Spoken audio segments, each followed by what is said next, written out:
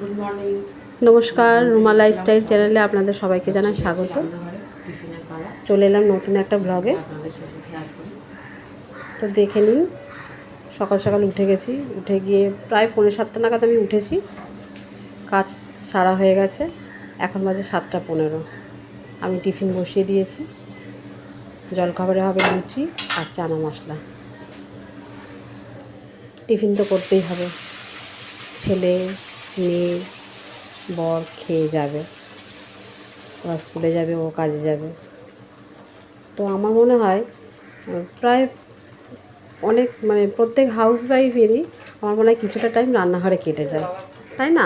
সকালের টিফিন করতে হয়, দুপুরের খাবার করতে হয়, রাতের খাবার করতে হয়। আবার অনেকে আছে যে যেই বাড়িতে বাচ্চা আছে সেই বাড়িতে হয়তো বিকেলবেলাও জল খাবারটা করে নিতে হয়। তাই অনেকটা টাইম আমাদের রান্নাঘরেই কাটাতে হয়, তাই না? সবাই হয়তো না, কিন্তু কিছু কিছু হাউস ওয়াইফ যারা আছেন তারা কিন্তু মনে হয় রান্নাঘরে কাটিয়ে দেয় অনেকটা টাইম। তো দেখো, আমিও সেই অনুযায়ী চলে এসেছি সকালের টিফিন করতে। মশলাটা কষানো হয়ে গেছে, কাবলি ছোলাটা দিয়ে দিয়েছে, আর এদিকে চানা মশলা রেডি। তারপরে কটা লুচি ভেজে নিলাম।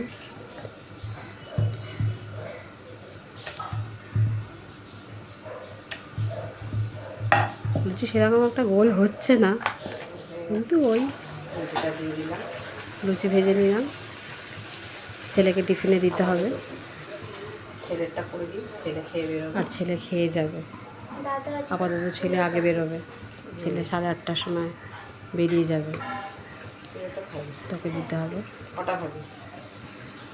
লুচি ভাজা হয়ে গেছে।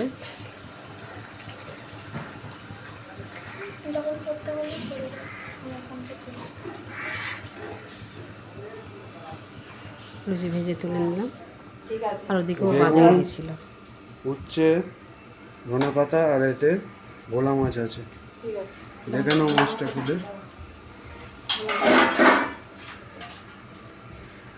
দেখি এই মাছ নিয়ে এসছে, ভোলা মাছ আছে।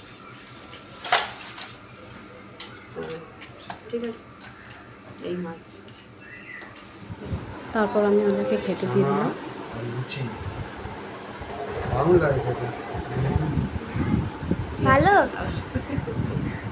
দারুণ টেস্টি। যা আমাদের থালা নিয়ে। আমিও খেয়ে নিয়েছি, খেয়ে নিয়ে মেয়েকেও খেতে দিয়ে দিয়েছি। দিয়ে আমি কাটাকুটি করে নিলাম। রান্নাটা বসানো উচ্ছে আলু ভাজা। রান্না করার আগে কাটাকুটিটাই একটু টাইম লাগে। নিয়ে এসছে ভোলা মাছের, তো ভোলা মাছ নিয়ে এসছে, দেখতে পেলে। ভোলা মাছের ঝোল হবে, বেগুন আলু বড়ি দিয়ে ঝোল হবে, ধনে পাতা দিয়ে, আর উচ্ছে আলু ভাজা হবে। আর এই কাটাকুটি করা হয়ে গেছে। এদিকে মাছ ভাজা বসিয়ে দিয়েছি।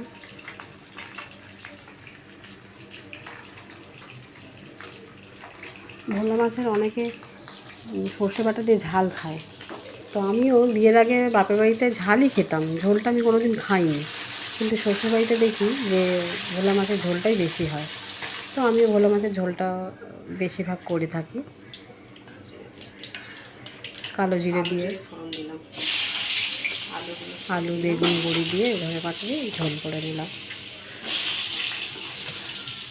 ঝোলটাও ভালো লাগে, ঝালটাও ভালো লাগে।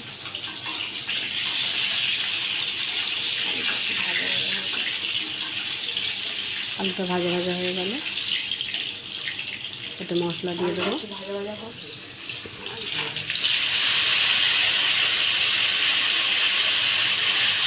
মশলা তেমন কিছু না, জিরে লঙ্কা হলুদ গুঁড়ো দিয়ে কষিয়ে নিলাম।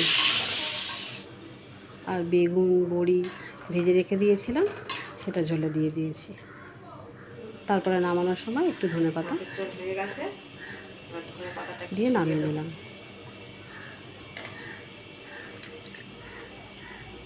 ব্যাস, ঝোলটা হয়ে গেল, নামিয়ে নিলাম।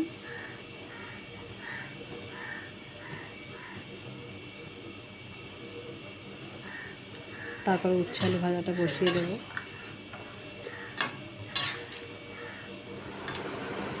আর তার মধ্যেই আমি রান্না করতে তাড়াহুড়ো করে মেয়ের টিফিনটা বসিয়ে দিলাম। মেয়ে বেরোবে 11টার সময়, দেখ ওর টিফিনটা একটু হ্যাঁ বসিয়ে ঠিক দিলাম। আছে। ভালো লাগবে। হ্যাঁ আর একটুখানি দিতে। একটা দেবো। হ্যাঁ একটুখানি। দেখ ঠিক আছে। ঠিক আছে। চানাটা হেভি দেখতে লাগছে দেখুন। ঠিক আছে, হেভি দেখতে লাগছে। খেয়ে নিও পুরোটা। হ্যাঁ 4টে লুচি দিয়েছি, হ্যাঁ খেয়ে নিও। নাও ব্যাগে ঢুকিয়ে নাও। দিয়ে উচ্ছে আলু ভাজাটা বসিয়ে দিয়েছি।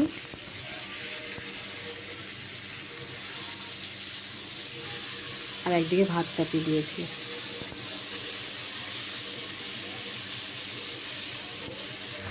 উচ্ছে আলু ভাজা হচ্ছে আর এদিকে ভাতটা ফুটে হচ্ছে। তো দেখুন ভাজাটা হচ্ছে, তার মধ্যে চলুন আপনাদের একটা জিনিস দেখাই। আমাদের এই বাড়ির গাছে কামরাঙা গাছে কত সুন্দর কামরাঙা হয়েছে দেখুন। কামরাঙা ফল যেগুলো আর কি ছোটো ছোটো ছোটো হয়েছে, পেকেও গেছে। দেখতে পাচ্ছেন কিনা বুঝতে পারছি না। ভাত আর চলে এলাম দুপুরের খাবারে। মাছের এই যে কাজ বাজ হয়ে গেছে, হুম, রান্না হয়ে গেছে, হ্যাঁ। এবারে খাবো। আর ঠিক আছে, আর উচ্ছে আলু ভাজা। এবারে দেখা হচ্ছে নতুন একটা ব্লগে। দারুণ আইটেম আছে। ততক্ষণের জন্য টাটা।